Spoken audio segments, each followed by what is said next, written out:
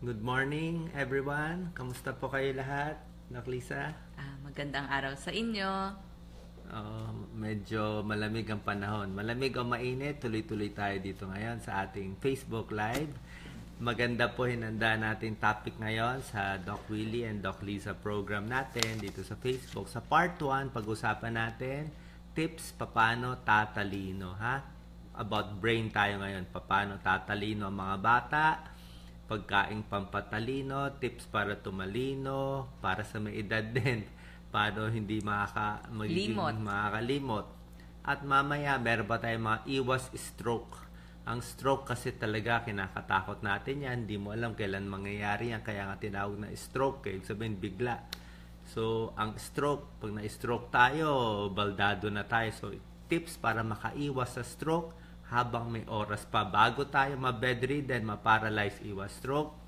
Siyempre, konektado high blood tips, diabetes tips, cholesterol tips sa ating part 1. Mamaya sa ating part 2, pag-usapan natin sakit sa ulo, migraine, headache, lahat ng klaseng sakit sa ulo, memory tips, ulyanin, Alzheimer's, at masustansyang almusal sa ating part 2. Yan ang nahanda namin para sa inyo ngayong araw. Yan. Meron tayong mga boards dito, mga pinaghanda-handa natin. Marami tayong handa. Kasama natin si Reggie, ating camera woman. Yan. Yes, Doc Lisa? Yes. So, abangan nyo po at iisa-isahin natin yan. Hihimay-himayin natin dahil para sa utak ang ating episode ngayon. Salamat po sa pag-like, pag-love. So, pakishare lang po ating video. Pag na-share nyo ating video, maraming makakanood. Pag maraming makakanood, marami tayong matutulungan. Yan naman ang goal natin. Yes, Doc Lisa? Yes, batiin ko lang si Marie Lobo. Ruby Huatco, thank you very much for your comment. Nakita ko. Yes, si Marie Lobo from Landmark, si Generoso Diaz from USA, nagkita din kami sa Glorieta, sa may Abensons. Okay, start na natin, Doc Lisa. Pagkaing pampatalino. Yan, ikot natin dito. Yan natin, ano bang hinanda ko to, Doc Lisa? Yan, dami mong handa ngayon, ha? Okay, kompleto ka. Pakita natin. Ito muna yung mga pagkaing pampatalino. Sige. Yes, Doc Lisa. Oo. So, meron tayong mga pagkaing pampatalino at tinatawag na brain foods, lalo na sa ating mga estudyante. Yan ang laging tanong sa atin sa Facebook. Doc test ngayon, exam week, magbo-board exam ako. Ano ba yung dapat nating kainin para makapasa sa ating mga examen? Siyempre, yung pag-aaral. Pero, meron tayong mga pagkain na makakatulong sa atin. Siyempre, gusto natin yung sapat na bitamina, mineral dun sa ating kakainin para maging matalas ang ating pag-iisip tsaka yung memorya. Kumpara dun sa mga taong hindi kakain ito. So, may advantage ka na. Number 1, ito pwede ninyong gawin sa inyong merienda kasi gusto natin small frequent feedings Ayaw mo yung busog na busog, so kailangan mo ng merienda. Ito yung ating mga pwedeng meriendahin. Itong mga nuts, kasama dito itong mani. Yan, nilagang mani. Kasama na din dyan yung ating kasoy. Ito kasi mga nuts, katulad ng mani, ay maraming taglay na vitamin E at yung tinatawag na good fats. Kailangan ito para maging matalas ang pag-iisip, para sa memorya. Kasama dito yung kasoy kasi maswerte ang Pilipinas. Kasi sa tropical country lang nabubuhay ang kasoy. So maswerte tayo. Sa Pilipinas, pwedeng magtanim ng kasoy. Bawat kain isang dakot lamang. Wag naman isang lata ng mani kasi malakas din yun sa calories. So gusto natin pang merienda, kasama dun sa mga good fats na kakainin natin. Kasama dyan yung kasoy kasi maswerte nga tayo. Itong kasoy, mataas sa magnesium yan para sa nervous system o transmission ng mga nerve impulses. So, kailangan mo yung nerve impulses, siya yung nagtuturo ano ang gagawin from the brain papunta dun sa katawan, ano yung gagawin ng iyong katawan. Number 2, ay yung mga matatabang isda. Kasama na dito yung mga tuna, salmon, tilapia. Kailangan natin itong mga oily fishes, kasama dyan yung sardina sa bangus, kasama din dyan, tamban, yung mga ganon. Mayaman ito sa omega-3 fatty acids na nagpapaganda ng daloy ng dugo. So, mas kumain tayo ng mga isda kasi maganda siya sa ugat Kumpara dun sa beef o pork, mas babara yun sa ugat. Ito, pampaganda ng daloy ng dugo dun sa ating ugat, lalo na yung ugat sa ating utak. So, kaya nga kasama yan sa mga brain foods. Number 3, itlog. Yan, yung cute na itlog na yan. Mayaman yan sa choline. Kailangan yan, ang choline kasi isang chemical, kailangan ng mga bata para sa pag-develop ng kanilang utak at memorya. Bukod pa sa mataas ito sa vitamin A, iron, folate, isang itlog kada araw, okay na yan. At dun sa mga nag-aaral, good news, nakakatulong ang kape. Yan, itong ating kape. Yes, may tulong ang kape. Antioxidant kasi ang kape. Pero 1 or 2 cups a day lang. Pero may tulong yan, short term lang, Doc Lisa. Hindi pang matagalan, hindi pwede kape ng kape. May pag-aaral nagsasabi sa short-term memory, may tulong yung kape. Pero may tao siyempre na kinakabahan, malakas ang kabog ng dibdib, nagpa-palpitation. Hindi pwede yung sobrang kape. Siguro 1 to 2 cups. Yes. Avocado, ito ang next natin. Itong avocado, mayaman sa vitamin B kasi kailangan ng nerves mo yan B, good fats, para sa magandang daloy ng dugo sa utak. Tapos dinagdag ko din dyan yung oatmeal. Nagbibigay ito ng importanteng nutrisyon para sa pag-function ng nervous system. Kasi nagbibigay nga ito ng glucose, fatty acid, phosphorus, lecithin, mga vitamin Bs na nag-i-improve ng mental performance. So mga estudyante, isama nyo yan sa inyong almusal. Kasi maganda to At saka nagpapakalma to ng ating mga nerves. Ganon kaganda ang oatmeal. So, pag nag-exam kayo, yan ang inyong almusalin. Pero kahit hindi examen time, kain tayo ng maraming oatmeal. Pero siyempre, kakain ng good breakfast. Pero siyempre, ang pinakamahalaga sa lahat, mag-aaral kayo. Hindi pwede ubusin yung lahat to. Hindi kayo mag-aaral. Bokya pa rin tayo sa exam. Masisiro tayo, di ba? Mag-aaral kayo maigi. Tapos ito ang kakainin nyo. Mamaya, papakita ko yung mga bawal kainin, Hindi mantika, hindi french fries, hindi hamburger. Pag yun ang kakainin mo lagi, ay magbabara yan sa utak natin. Yung mga mantika at alat, ayan ang nagpapabobo. Ito yung mga pampatalino. Okay, ako naman, Doc Lisa. Other tips, pampatalino. Papakita natin ito. Yan, ang pampatalino tips. Ito, how to increase your brain power. Ito naman, papakita natin. Yan, Doc Lisa. How to increase your brain power. Ito, pampatalino. Isa-isahin natin to 1 to 9. Sige, dito ka, Doc Lisa, sa kabila. Diyan ba ako? So, papakita natin number 1, para tumalino ang mga bata at mga hindi lang bata at matatanda. Yan. Kailangan active kayo physically. Physically active. Ibig sabihin, dapat mag-exercise. Yan, lipat mo na si Doc Lisa. Yan, harap. 2 shot kami. 2 shot. So, dapat may tulong po yung exercise. Palagyan natin, naglalakad-lakad kayo. Kung hindi kayo makaaral, kung pakiramdam nyo, ayaw na pumasok yung inaaral nyo, di ba? Aral kayo ng aral, parang binasa mo na nga, nakalimutan mo ulit. Tapos yung anak mo, aral na aral, ayaw na pumasok.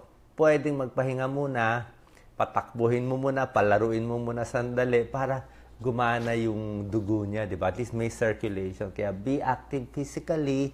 Ang exercise, paglalakad, malaking tulong po. May pag-aaral nagsasabi, pag naglalakad, tapos ine-MRI, Doc Lisa, yung brain, nakikita nila, hindi pala MRI, PET scan. Mas maganda yung daloy ng circulation ng dugo sa utak, mas nakakaalala yung mga nag-exercise, laging nakaupo, pati yung utak natin tatama rin. Number 2, train your mind, ha?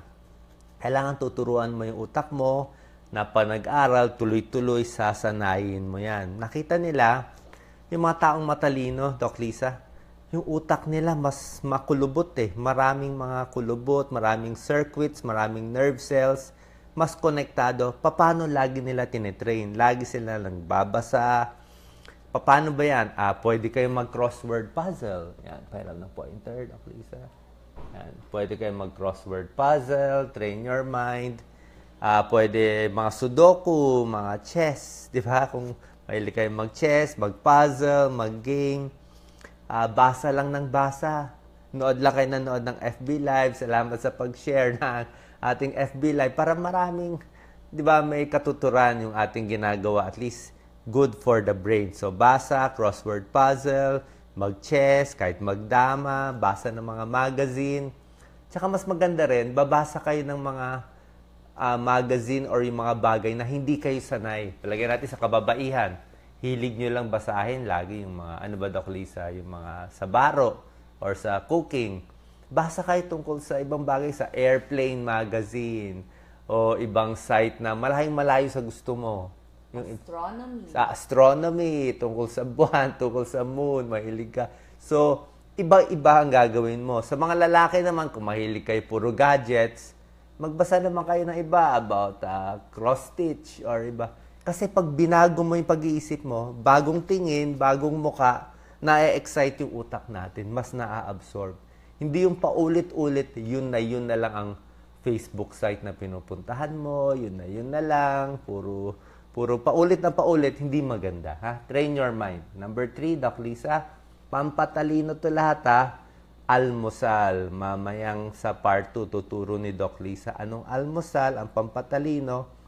At syempre, pag may laman ng tiyan mo, may energy ang utak. Number 4, drink lots of water. Tubig. Utak natin, around 70% water yan eh. So, kailangan mo talaga maraming tubig. Pag dehydrated kayo, pag kulang kayo sa tubig, hindi ka makaisip, ha? Para kang inaantok at sasakit ang ulo. Pag kulang kayo sa tubig, sasakit ang ulo, uminom ng maraming tubig, tanggal sakit ng ulo. Hindi inom ng tubig, magla-leg cramps, tinuro ka yan isang araw, pupulikatin ng paa. Pag hindi inom ng tubig, urinary tract infection, infection sa pantog, magsusuka, lalagnatin, masisira ang kidney ninyo. So, tubig ang solusyon. Ang daming kababaihan, kaway-kaway, nanonood sa FB Live, ayaw uminom ng tubig. Ha? Alam ko. Kagabi, hindi pa kayo uminom. Hanggang ngayong umaga, hindi pa rin kayo umiinom. Kasi, minsan yung mga kababaihan, ayaw uminom. Kaya nga, nagkakasakit sa kidney. Bawal na bawal yan. Di ba, Doc Lisa? May kilala ko, 6 na oras, hindi pupunta sa banyo, hindi magsi-CR, hindi iinom. Hindi kayo iinom ng 6 na oras. Hindi kayo iihi ng 6 na oras. Pag umabot ng 12, 24 hours walang ihi, kidney failure na yan. Dialysis na yan. Pag na-dialysis, 500,000, 1 million, ubos ang pera ninyo. Bakit kayo aabot sa dialysis, gagastos ng 1 million, ayaw minom ng tubig? Simple lang. Bakit ayaw minom ng tubig? Tinatamad mag-CR. Wala tayong choice eh. Kailangan uminom ng tubig kasi water is life. May nagsabi nun, di ba? Water is life. Pampahaba ng buhay ang tubig. Kailangan malinis ang tubig. 8 to 10 glasses, pampabuhay. Ha? Pampabuhay. Pasensya na, medyo madiin ang sabi ko. Kasi baka yung iba matigas ang ulo, kailangan ko idiin. Tapos, syempre, multivitamins. May tulong din. Doc Lisa, pakita mo. Ito, number 5. Pinapagana ang utak. Pwede kayong magsulat ng experience nyo. Pwede sa diary, pwede sa notebook. Kung ipopost sa Facebook, medyo ingat lang kasi public yung Facebook eh. Minsan mas maganda isulat mo muna kung maganda bago mo. Pampagana kasi yan eh. Nai-stimulate yung creative thinking ng utak natin. Number 6, positive thinking. Siyempre, di ba? Laging positibo, magdasal palagi, magtiwala sa Diyos. Mas positive ka, mas gagana yung utak mo. Sleep, ha? Ang puyat, hindi gagana utak. Alam niyo yan, ha? Mga pagpuyat, hindi gagana. So, Sleep as long as you need. Hanggang 8 to 9 hours ang tulog kailangan natin. At isang pampatalino, iwas sa stress. Pag sobrang stress, di ba, hindi ka makaisip, hindi ka makatrabaho, magkakasakit ka pa. Tapos sa mga kaibigan, Doc Lisa, mas maganda may kaibigan kang mas matanda sa'yo, may kaibigan kang mas bata sa'yo. Para katulad na sinabi ko, iba-iba ang nakikita, iba-iba ang experience, iba-iba ang pinupuntahan para ma-stimulate yung brain. Yan ang turo sa atin ng ating neurologist, Dr. Epi Colliantes. Merong brain exercise sa brain, basa ng bago, palagay natin ang nilalakad nyo lagi mula street A hanggang street B. Minsan baguhin mo naman yung lakad mo. Street A, punta ka sa C, punta ka sa D, ikut-ikutin mo. Kung meron ka shopping na dito sa kanan lagi, punta ka naman sa ibang mall para ibang makita, para may ibang laman ang iyong utak. Pampantalino yan. Number 8, siyempre kailangan daydream. Daydream. Magaling ka mag-imagine. Magbi-visualize ka na yung gusto mo mangyari. Kung gusto mo maging champion sa Olympics, di ba? Like tayo, gusto natin, meron tayong 10 million followers, o mga 2 to 3 million followers tayo. So isipin natin, aabot tayo ng 10 million followers, 20 million followers. Ako, iniisip ko, buong bayan, magiging healthy, makakaiwas sa sakit. Na ini-imagine ko rin, libo-libong doktor ang tutulong ng libre sa mahirap, libreng payo, libreng gamutan, libo-libong health workers, binivisualize ko na. At one day, darating yan. Kasi gusto natin maging healthy ang bayan natin. Kung kulang man tayo sa pera, maraming naghihirap sa atin, okay lang yan. Basta pagdating sa kalusugan, sinabi ko, busog tayo sa health tips. Sobra haba itong mga Facebook Live namin. I think we have more than 200 hours na ata ng Facebook Live na mga health tips. Pwede nyo i-download, di na kayo malahat ng mga sakit, ituturo natin. So, daydream, isip. At syempre, pampatalino, Doc Lisa. Alagaan ng utak, Bawal bumagsak, bawal mabagok, bawal suntukin ang ulo, Bawal madulas sa banyo. Pag tumama ang ulo sa semento, tapos dudugo yung ulo. So, protection, yung mga boxers, boksingero, delikado, lagi nasusuntok. Yung nangyari kay Muhammad Ali, di ba? Nagkaroon siya ng Parkinson's disease. Dahil nga meron tinatawag na boxer's dementia, na dahil sa boxing, humihina yung utak, namamatay yung brain cells. Pugilistic dementia. Common yun, lagi nasusuntok, lagi napupunit yung mga nerves sa ulo. So, delikado yung laging tinatamaan.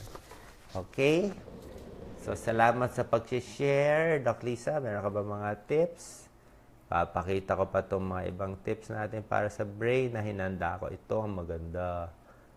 Para pampatalino, takbo-takbo. Yan, ang ganda.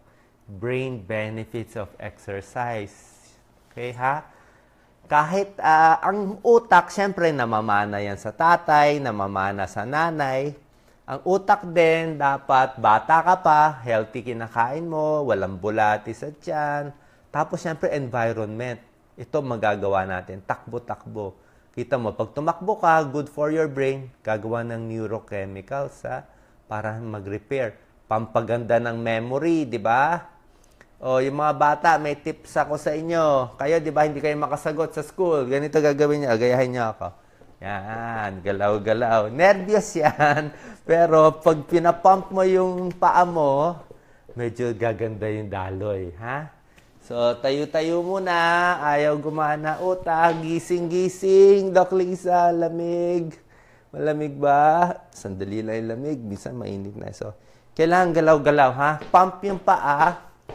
Akyat yung circulation, yan, nagising na ako. Nagising. Kasi pag gumagana yung katawan, umaandar yung dugo aakyat sa utak. Pag yung dugo umakyat sa utak, buhay tayo. Okay? Pag kayo, kagaya ni Doc Lisa, kumain ng 3 platong kanin, puro taba, lahat pupunta sa tiyan mo. lahat ng dugo mo pupunta sa tiyan. Ano mangyayari pag kumain ka 3 platong kanin, lahat ng dugo na punta sa tiyan, walang dugo, konting-konting dugo matitira sa utak. Kaya pag busog ka, inaantok ka, hindi ka makasagot sa school, sumobra busog. 'Di ba? Busog na busog, lahat ng dugo na punta, hirap na hirap matunaw. Kaya konti lang kakainin, galaw-galaw para may dugo naman sa utak, ha? Huwag puro tiyan ang gagamitin. Yan. Yan. Sarap tayo. Memory, exercise, ha? Attention span. May tao, 5 minutes pala nakikinig, antok na. Yan, ha? Pag nag-exercise, attention span. Mas nakaka-decide ka ng tama. Hindi puro mali ang desisyon mo. At syempre, pwedeng tumubo daw nerve cells, ha? Yung nerves natin sa utak, tsaka blood vessels, pampaganda. At mas magaling ka magplano pag nag-exercise, ha? Kumain ng breakfast, tamang breakfast lang, wag yung puro kanin, at galaw-galaw. It's good for the brain. Na-prove na yan. Konting lakad lang, kahit 5 minutes lakad lang eh. Ito, papakita ko, Doc Lisa, napakagandang table. Mga pampatalino at pampabobo. Meron din pampabobo na iiwasan natin. Ito na, Doc Lisa, your favorite. Ito yung pinakita mo kanina. Wow. Ganda. Brain protectors. Yes, Doc Lisa? Ano nga ito mga brain protectors? Ito muna sa kanan, brain protectors. Yung mga sinasabi mo kanina, di ba? Mga nuts. Yan, sinasabi natin para maprotektahan ang inyong utak, yung mga nuts, iba't ibang klaseng nuts, mayaman sa vitamin E at mga good fats. Ganon din ang beans, kasama dyan ang soya beans. So, lahat ng klaseng beans, ang ating munggo kasama dyan. Tokwa, o yung tinatawag nating tofu, soya milk, dyan po gawa ang ating mga soya milk mula sa beans. Siyempre, prutas at gulay, lalo na yung mga dark, itong grapes natin, blueberries, kung nasa ibang bansa kayo at mura rin lang. At syempre, ang ating mga berdeng gulay, talbos ng kamote, kangkong, yung mga pinipitas natin dyan, yung mga talbos ng sili, malunggay, lahat yan maganda. At yung ating kamote. So, hindi totoo na pampabobo ang kamote. Ang kamote, pampatalino. Pag sinabing kamote ka, happy tayo. Kamote. Oo, dapat palitan na natin yung notion na nangangamote. Kasi good po ang kamote para sa ating utak. Saka At syempre, pwede rin kayong mag-vitamins kung gusto ninyo. Alam niyo ba para saan yung vitamin B12? Vitamin B, kailangan kasi maraming alcoholic. Ayan o, alcoholic. Mamaya, papakita ko. Ito, number 1 nakakabobo, alcohol. Ha? Ang alcohol, ang number 1, nakakasira ng utak, masisira ang brain cells natin sa alcohol. Diba? Tingnan mo yung alcoholic. Pag nalasing ka, hindi na makalakad, hindi na makaisip, nakalimutan na yung sinabi, buong gabi, paano nalulusaw yung utak sa alcohol. Bawat lagok ng alcohol may namamatay na brain cells. Ito mga brain threats. Ito bawal ito mga bawal. Lahat ng taba, fatty foods. Fatty, daming mantika, ha? Mayaman sa fats. Nako, Lalo na ito, donuts. kasi pinirito yan. Daming donut, mantika, taba. Ayan talaga nagbabara sa ating utak. Pag nagbara yan, hindi nagaganda ang daloy natin, ha? Tapos pakita ko yung mga for extra power for the brain, exercise. Sinabi ko na. Magbasa ng magbasa, ha? Share nyo ating FB Live para tumalino ang mga friends nyo sa FB. Tumalino. At tulog. Tulog ng sapat. Tulog ng sapat. Kasi pag hindi, may stress tayo pag kulang sa tulog. Okay ba itong mga tips natin? Ito, good for the brain. Hinanda ito, 10 ABC. Okay, pakita natin, Doc Lisa. Ito naman, next topic natin. Itong sa brain natin. Pakita ko na rin. Yan. Ang ganda nitong model natin. Wow. Nervous system. Yan ang utak natin. Hindi lang brain ang nerves, buong katawan. Yung brain natin, pampatalino, may cerebellum, meron tayong spinal cord, ha? Tuloy yan, konektado yan. Ang brain natin ang kokontrol sa buong katawan. Okay? Taas mo ang kamay nyo, kanang kamay, taas. Bakit nyo na itaas? Inutos ng utak eh. Sabi ng utak, taas ang kamay. Kaya tumaas yung kamay, ha? Pag na-stroke, kahit sabihin ng utak, taas ang kamay, hindi tataas. Na-stroke eh. Diba? Kaya nangihina yung ibang parte. Pakita natin. Yan ang nerve sa buong katawan. Hanggang sa puwet, hanggang sa paa. Napakaganda. Okay, ito sa brain natin. Doc Lisa, pakita natin. Ang iba't ibang parts. Ha? Ito yung harap, ito yung likod. Yung, kung gusto mo galawin, yung mga katawan mo dito yan. Sa may motor area. Pampagalaw. Sa paningin, nandito sa likod. Mata natin sa harap pero nasa likod ang visual area. Yung mga na-stroke sa likod, nabubulag. Yung salita natin, yung sa tenga, ano naririnig dito? Ha? Hinahanap ko yung amygdala eh. Favorite ninyo lahat ngayon yung amygdala. Banda rito yung amygdala eh. Ha? Yung amygdala, favorite yan nung mga laging in love. Ha? In love sa misis, may misis na, in love pa sa iba. Yon. Overactive yung amygdala nila yon. Sa emotion nila yon. Yan ang seat ng emotion. Tapos papakita ko sa inyo anong mga parte ang mga nasisira na nerve kadalasan. Pag na-stroke, utak ha, na-stroke, utak. Yung mga may Bell's palsy, alam niyo may Bell's palsy, yung nangingiwi, hindi masara yung mata, Bell's palsy, itong nerve sa mukha ang nababarahan. Ito nasisira. Hindi pala nababarahan, nasisira siya. Ito. Kasama ang facial nerve. Ito, Doc Lisa. Yan, ito ang facial nerve. Pakita mo, facial nerve dito. Yan sa mukha. Kailangan nyo ng exercise for the face. Minsan binibigyan ng steroids, ang Bell's palsy. Para iwas sa Bell's palsy, iwas stress at huwag tatapat sa electric fan. Ha? Lagi na sa electric fan, buong gabi, natapatan. Minsan nagiging cause ng Bell's palsy. Parang napapagod yung nerves. Sabi ng ating neurologist na kaibigan, Dr. Carlos Chua. Napapagod yung nerves lagi kasi na hahanginan. Yung iba naman, masakit ang leeg at namamanhid ang kamay. Medyo delikado yon ha? Naiipit yung mga nerves nyo sa leeg, ha? Baka yung sinasabi ko, yung masakit ng leeg, naiipit, kailangan marunong mag-massage ng leeg para hindi sumakit ang leeg, sa marunong lang. At minsan naiipit itong mga nerves, Doc Lisa. Kaya namamanhid yung kamay. Hindi po magandang senyalis yan pag masakit ang leeg tapos namamanhid yung kamay. Sabihin, baka may nagbabarang nerve. Okay? Tapos dito naman tayo sa kamay. Ha? Minsan natutulog tayo. Tapos pagising natin, parang patay yung kamay natin, walang pakiramdam. Bakit? Naipit yung nerve. Nakalawit, naipit yung nerve. So, naipit, nawala na pakiramdam. Hindi pwede nang matagalan. Ito yung mga nerves natin sa kamay, radial nerve, ulnar nerve, tsaka yung the very famous median nerve. Ha? Kilala nyo ang median nerve. Median nerve, nakaturo sa gitna. O, kita mo itong median nerve. Yan, ha? O, alam nyo yung median nerve? Paano naiipit? Karamihan sa inyo, kasama tayo, naiipit ang median nerve. Alam nyo ang naiipit ang median nerve? Carpal tunnel yan, ipit ito, manhid, kakalaba, kakatrabaho, kakapiga, kakatype, kakamasahe, na manhid na, at yung mga exercise na tinuro ko, ha, ikot-ikot, pampaluwag ng median nerve, marami akong videos, pampaluwag ng median nerve, kaya yung nerves natin napakahalaga, mula sa utak hanggang sa kamay. Pag naipit to, manhid.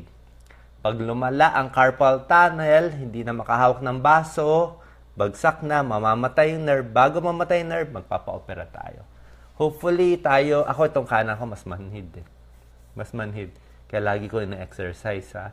Bawal matulog na nakapatong ang kamay sa unan ha. Bawal na bawal na bawal. 3 bawal. Paki-share sa mga matutulog uunanin mo, naipit ang median nerve, pagising manhid, hihina ang kamay, ma-operahan. Kasi inipit mo yung median nerve eh. Huwag mo ipitin si median nerve, kawawa siya. Ha? Okay, minsan ulnar nerve, di ba? Minsan pag napalo dito sa may siko. Ito naman sa may puwet. Very common yan, namamanhid, Doc Lisa. Ito, dito, di ba? Pag nakaupo tayo na matagal, ha? Nako-compress yan. Sa mga mayayaman, di ba? Ang kapal ng wallet. Kapal ng wallet ninyo.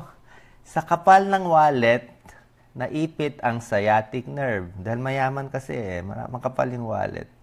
Hindi pera ang laman. Puro calling card, tsaka papel. Yan, ito yung sciatic nerve. Pag naipit yan kakaupo, mamamanhid ang buong paa. Ha? Minsan, naiipit ang sciatic nerve dito sa may muscle. Makapal ang wallet, laging nakaupo. Minsan, naiipit ang sciatic nerve dito. Banda rito sa may sa spine natin. Ha? So, ito, yung mga disc natin, minsan dyan naiipit. So, delikado. Dahan-dahan sa pagbubuhat, sinabi ko, ay natin maipit itong mga nerves.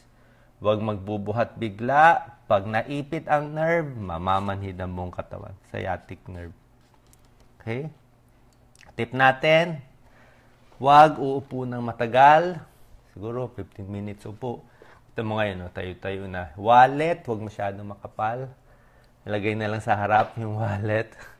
Kung wala naman tayong pera. Yan. So, sciatic nerve, sciatica, very common yan. Therapy, ang treatment, massage dito sa likod. Tsaka yung mga exercises na stretching para lumambot yung muscles na tinuro ko. Baba, konti. Meron din naiipit na nerve dito sa paa. Naku, yung mga diabetic. Mga diabetic, nasisira ang nerve sa dulo. Ha? Kaya walang pakiramdam ang paa. Mga diabetic, tinatamaan yung mga nerves. Mga may edad, tinatamaan din yung mga nerves. So, ingat din tayo na hindi maipit itong mga nerves natin. So, napakahalaga ng nervous system natin, Doc Lisa. Ang ganda ba ng brain natin? Yan, napakahalaga. So, magbibigay tayo ng tips para hindi tayo ma-stroke. Diba? Ano ba itong mga stroke tips natin, Doc Lisa? Reverse na tayo. Thank you. Salamat sa lahat ng nanonood. Yeah. Doc Lisa, magbibigay ng konting stroke tips. Meron din akong tips pampataas ng grade eh. Gusto mo muna pampataas ng grade o stroke tips? Doc Lisa. Stroke tips. Stroke tips na? Nasa sa'yo yung stroke tips. Okay. Kala ko gusto mo pampatalino eh. Pampatalino. Okay. Ang stroke ay dalawang klase, yung nagbara at saka yung dumugo. Yan. Tabi ka kante, Doc Lisa. Silya. Yan. Tabi tayo. Dalawang klase ang ating stroke. Pag sabing stroke, atake sa utak. Iba yung atake sa puso, heart attack yon. So, pag stroke, atake sa utak ang term natin at dalawang klase nga, bara ang ugat o kaya ay pumutok ang ugat dahil sa mataas na blood pressure.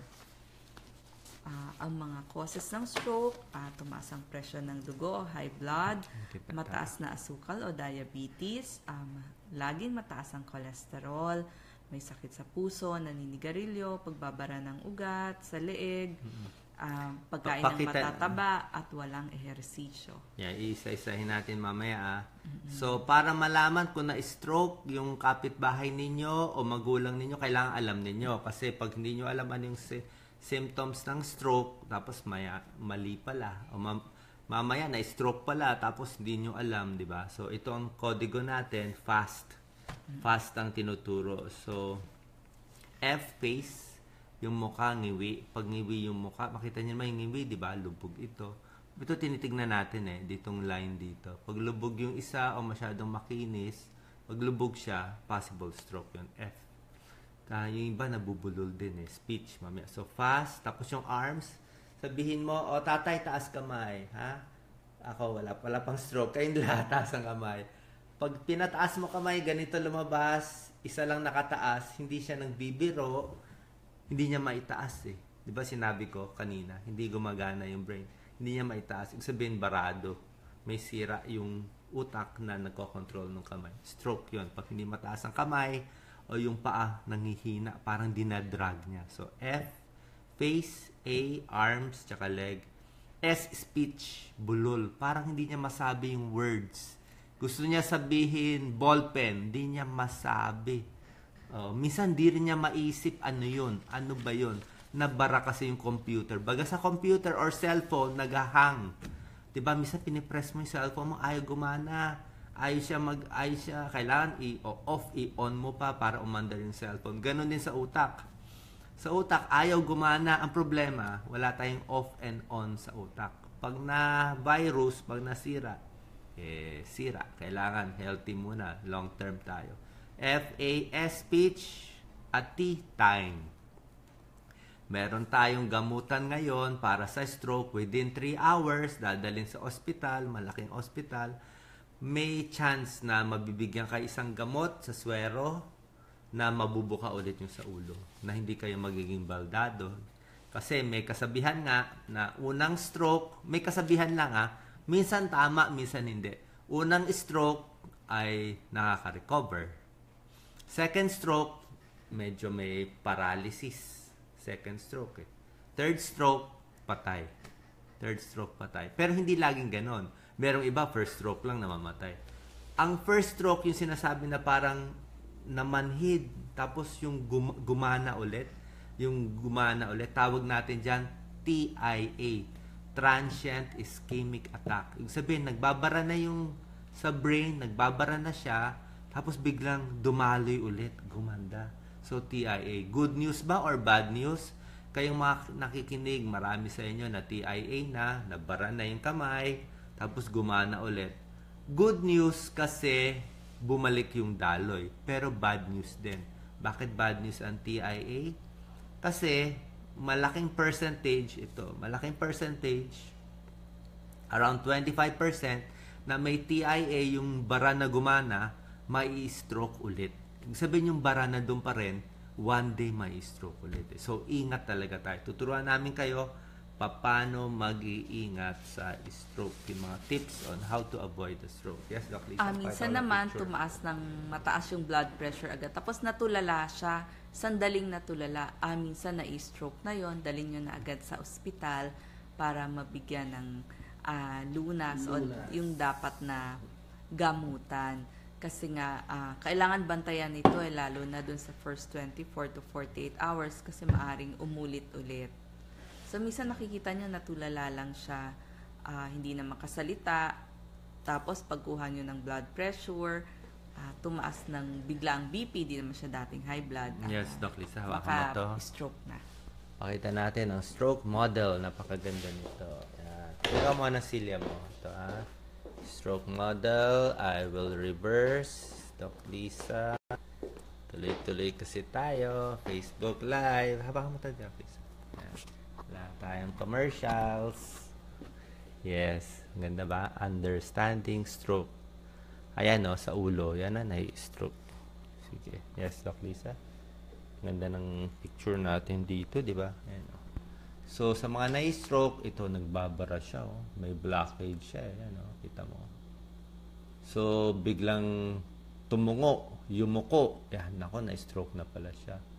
Kasi, tingnan nyo itong parte ng utak niya. Nagbara dito. Andito yung block. Itong maliit na block. I-focus natin kung kaya. Yun, yung maliit na block. Sige. Hindi, sige.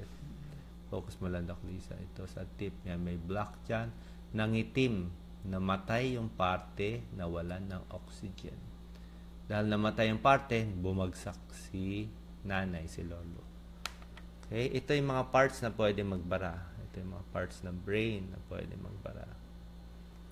Yan yung tinatawag na ischemic stroke. Nagbabara lang siya. Pero merong stroke na mas delikado. Ito yung mas delikado. Yan, tignan nyo nangyari, Okay, ito yung mas delikado. This is hemorrhagic stroke. Hemorrhage siya, Talagang mas barado pa siya, hemorrhage. Nagdugo, Itong ganito, mas delikado to. Lalo na kung malaki, pwede mamatay yung pasyente. Ito. Hemorrhagic stroke. Babantayan natin, ha? Tapos ito yung mga parts ng brain na pwede masira. At meron din isang stroke na galing sa puso. Doc Lisa, pakita mo dito. Galing sa puso ang stroke. O focus mo galing sa puso. Yan. Sa mga taong may irregular heartbeat, atrial fibrillation, irregular heartbeat. Sa mga taong may diferensya sa valvula, sa mitral valve, rheumatic heart disease. Mga may rheumatic heart disease, nagbabara. Yung iba naman may heart failure, mahina ang puso, nagkakaroon ng mga thrombus, namumuong dugo, pwedeng lumipad yan, pupunta sa utak, to the brain, magbabara. Okay, kaya ginagamot natin ang mga sakit sa puso at sakit sa utak at para dito. Magbibigay tayo mamayang konti, Doc Lisa, ng mga tips para sa stroke at paano tayo iiwas sa stroke para malaman, check din natin yung mga blood pressure at ibang mga bagay. Sige, atras muna natin. Pusin natin muna ang part 1 bago tayo sa part 2. Thank you very much. Tapusin ko lang muna po yung part 1. Sa ating part 2, sasabihin ko sa inyo paano iiwas sa stroke, anong mga tips, paano yung pag-correct ng blood pressure at ibang bagay natin, papakita natin. Okay, sige. Okay, so meron tayong mga tips how to avoid o paano maiwasan ng stroke. Number 1, syempre gusto natin tamang blood pressure, nandun sa 120/80, ayaw natin yung higit pa sa 140/90. So kung may malapit sa inyong barangay station, may kamag-anak kayong nurse, kapitbahay, pamangkin, magpa-blood pressure tayo kahit once a week sana. At i-monitor, ilista yon kung makagawa kayo ng isang diary, mas maganda. Kung kailangan ng mag-maintenance, ipakita sa doktor yung ginawa ninyong diary. Mahirap kasi sabihin, anong blood pressure mo? Hindi maalala. Nung isang linggo, ganyan. Nung isang taon, ganon. Mahirap po yan, maganda nakalista. Blood sugar, kailangan 100 and below kapag fasting o yung hindi pa kumain. So, ayaw natin yung matataas na asukal kasi diabetes, nakakasira ng mga ugat. So, ayaw natin na laging tumataas ang blood sugar. Yung cholesterol natin, number 3, gusto natin 200 milligrams or below.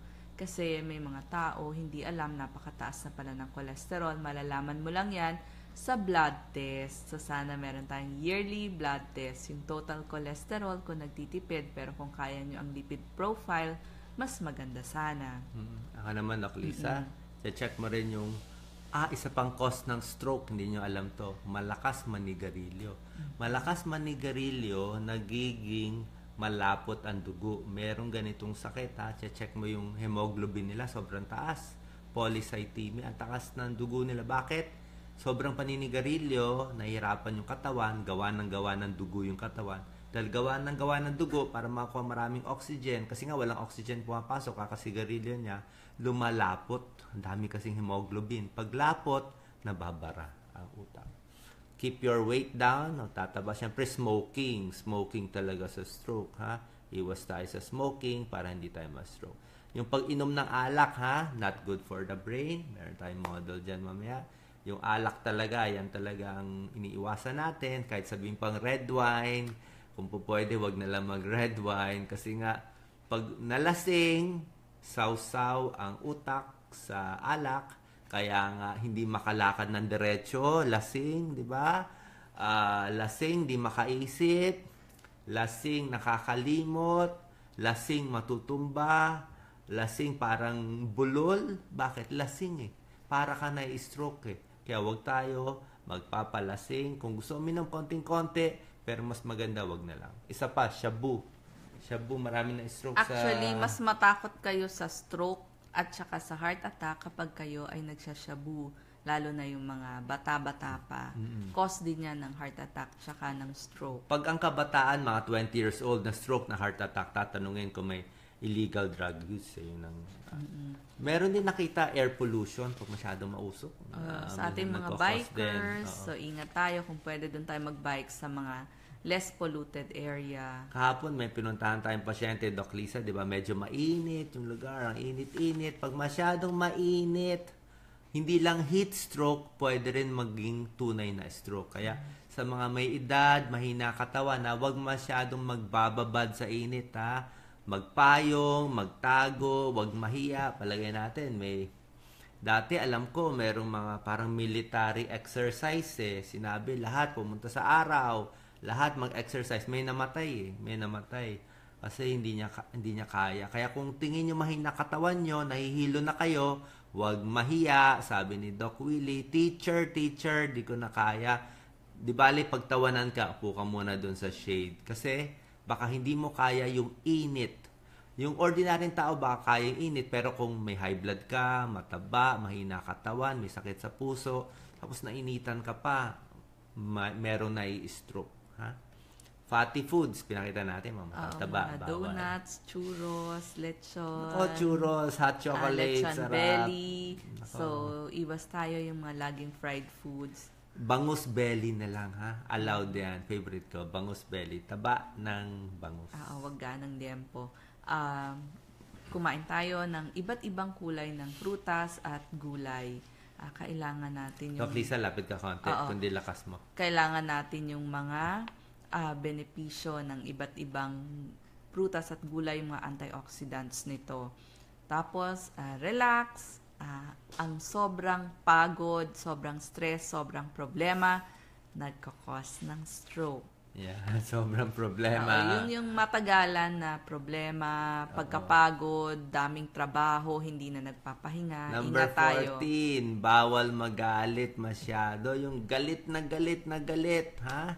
Pag sobra kayong galit, konting galit lang. Pag sobra kayong galit, ang blood pressure nyo tataas ng 50 points. Kaya kung ang BP nyo 130/80, tapos nagalit kayo, nagsisisigaw kayo, yung 130, magiging 180/100. Pwede kayo ma-stroke. Diba? Meron dyan yung sobrang galit, sobrang inis, lalo na i-stroke. So, wag nating galitin ang ating mga magulang, ang ating mga kasama sa bahay. Isipin nyo kung tamang ginagawa nyo. Tapos, ang susunod, tulog, sapat na tulog. Kasi yung puyat ng puyat, laging nasa parties, nasa gimikan, gimmick. sisingilin Gimmick din talaga. kayo sa bandang huli. Ito, meron pa ako isang tip. Napakahalaga, siguro, sa mga nagta-travel. Alam ko, mahilig kayo mag-travel. Yung mga may kaya, travel dito, bakasyon.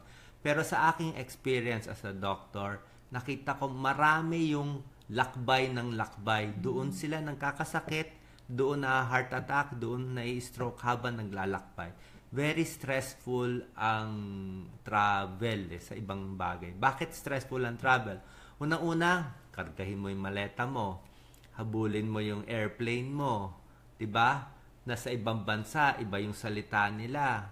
Minsan nawawala ka, may takot ka doon. Minsan nagpipigil ng ihi. Iba yung pagkain sa ibang bansa, iba yung weather. Diba? Tapos may hinahabol ka bang schedule, diba? Kailangan mag-travel, punta dito, punta doon. Marami akong kilala na heart attack, na stroke, kaka-travel and travel. Marami rin nagkakasira-sira yung likod, slip disc, kaka-travel. Kaya kung magta-travel kayo, gawin yung maluwag ang schedule, huwag ikut-ikutin lahat, konti-konti lang, at siguradong handa yung katawan nyo sa travel. Ha? Travel is happy, maganda na may mag-travel. Dito na tayo sa bansa natin mag-travel. Kasi pag sa ibang bansa, kahit may pera kayo, maraming nagkakaproblema. Pag nagkasakit pa sa abroad, napakahirap. Saan ka kuha ng gamot, di ba? Paano na yung mga gamot mo kung maubusan ka? Yes, sa mga nagtitibi, ayaw natin na Yes. umiiri kayo palagi. Bawal umiri. Kasi delikado ito sa inyong mga ugat at sa inyong heart din. So, kung pwede, kain ng maraming mga papaya, peras, pakwan, yung mga 4-piece natin. Yes. Yung iba nabibigyan ng aspirin para hindi lumapot ang kanilang dugo. So, kailangan kasi malabnaw ang dugo. Nakakatawa isang comment ng isang foreigner. Kaibigan naman natin mga foreigners. Sabi niya, speak English, speak English. Sabi ko, sorry, I cannot speak English right now. Hindi po pwede English kasi kababayan natin gusto Tagalog para to sa Pilipino, para to sa bayan natin. Marami po I have many English videos I've made. There are around 60 English videos. You can check it in my YouTube, but I'm sorry. We need to help our Filipino brothers and sisters kasi Tayo, mas mahirap, mayayaman naman sila sa ibang bansa eh. Marami naman sila eh. Meron naman silang Dr. Oz eh. Pwede na yon. Dito na lang tayo. Kay Doc Willie, pati kay Doc Lisa, para sa Pilipino. Sorry po, Tagalog po tayo. Yes, ako naman, Doc Lisa. Marami kasi nagpipilit eh. Speak English daw eh. Bisaya na lang, huwag na lang English, di ba? So, pakita natin to bago natin tapusin ating part 1. Napakaganda. Para hindi ma-stroke ha, para hindi ma-stroke, blood pressure ha, dapat 120/80 lang. Huwag papalampasin ha, yan ang normal ha. Pag 50 years old, pwede siguro hanggang mga 130/80, 50 years old. Pag 75 years old na kayo, pwede hanggang mga 140. Pag may edad. Pero sa ordinaryong tao, 50 years old and below, ito susundin natin. Ito, medyo mataas na yan. Ingat-ingat. Be careful. At pag lampas 140/90, baka ma-stroke na yan. Ha? High na yan. Very high na yan. Magagalit na ako niyan. Pag 160/100, hindi mo inom ng gamot, ha? Lahat ng followers ko, bawal yan. 160/100, hindi inom ng gamot. Hindi tayo papayag niyan. Gusto natin, mahaba ang buhay ng followers natin para dumami ang followers natin. Hindi tayo makikipag-away. Hayaan mo na yung iba nakikipag-away. Tayo hindi tayo Okay na, Doc Lisa. Ayos na yan. Okay na yan. So, ito, blood sugar naman. Dapat less than 100 ang ating blood sugar. Yan ang normal. Kasi pag 100 to 125, medyo mataas. Yes. Gusto natin fasting blood sugar, 100 and below. Pag 100 to 125, baka meron na tayong mild diabetes, magpa-consult na tayo. At kung nandun na tayo sa 126 hanggang 200, nako, konsulta na talaga. Dahil ayaw natin magka-diabetes, maraming kasamang sakit ito. Greater than 200 o mas mataas sa 200, very high, konsulta na ngayon. Papakita ko pa dito, Doc Lisa, bago natin tapusin yung part 1. Kasi isang oras na tayo. Ito, kunin natin sa loob. Pakita mo yung nakuha ka sa loob. Yan. Dito yung mga award natin. Ito, Healthy Lifestyle Award. Salamat kay Dr. Rafi Castillo. At ito, ang ating model, dito ko tinatago. Yan. Diba? Para hindi magbara yung ugat. Hindi lang to sa puso. Pwede rin sa utak, ha? Mababait. Normal BP, normal blood sugar, di naninigarilyo, nakikinig kay Doc Willie and Lisa, dito tayo malinis ang ugat, ganda ng daloy ng dugo. Ito, nagkakaedad, medyo matigas ang ulo, pero okay pa naman to. May konting taba, may konting sira na nabarado. Lahat ng followers natin, dito lang tayo. Stage 1, stage 2, clear artery, konting build up lang. Ito, ayaw natin, ha? Sobra na daming lechon kinain, sobra na daming mantika, sobra ng paninigarilyo, nasira na yung ugat, ha? Halos kalahati na lang dumadaloy, baka magbara na yung sa puso. Konting-konti na lang. Konting takbo pa, konting bisyo pa, konting puyat pa, magbabara na to. Hindi natin alam, baka ganito na tayo. Delikado na to. Anytime, possible na palala ng palala. Pag hindi titigil sa puyat, hindi gagamutin ang diabetes, hindi gagamutin yung high blood, yung pinapakita ko, aabot dito, stage 4, ha? Sobra ng sikip. Hindi na makapasok ang dugo, hindi na makahinga. Siguro ang lakad nito, kalahating kilometro na lang. Pag lumampas ng kalahating kilometro, sakit ng dibdib. Pag sa utak to, may stroke na. Pag umakyat ng MRT, LRT, hindi na aabot sa taas. Sakit na ng dibdib. Masakit. Ibig sabihin, baradong-barado na itong dahil sa hindi nagamot yung high blood, hindi nagamot yung diabetes, yung cholesterol, mataas yan na bara. Pag sa utak to, stroke na to. Stroke na siya. Ha? Tapos ito ending na to. Na-stroke na, na-heart attack na. Mamamatay na yung puso na parte o mamamatay yung parte sa utak. Nasaan tayo dito? Ang tanong ko sa inyo, mga ating mahal na followers, stage 1, 2, 3, 4, 5. Nakikinig kayo dito sa FB Live, so baka wala pa tayo dito sa stage 5. Ito mga na-heart attack na na-stroke. Sana nandito tayo, ha? Iwas, kinig sa mga sinasabing pagkain ni Doc Lisa para kung baraman tayo, may barado man, magpapakabait na tayo, titigil na yung naninigarilyo, pwedeng mag-stable yan. Mawawala yung tulis, magiging flat konti, baka bumalik dito. Ha? Kung nandito man kayo, talagang magpapakabait tayo, pati ang gamot, inom tayo ng gamot para makabalik-balik tayo. Ha? So, ingat-ingat po. Salamat. Ito ang ating part 1. Sa ating part 2, marami pa tayong ituturo. Yes, Doc Lisa? Sige. Okay. Sige, pause mo na. Goodbye po. Bye po.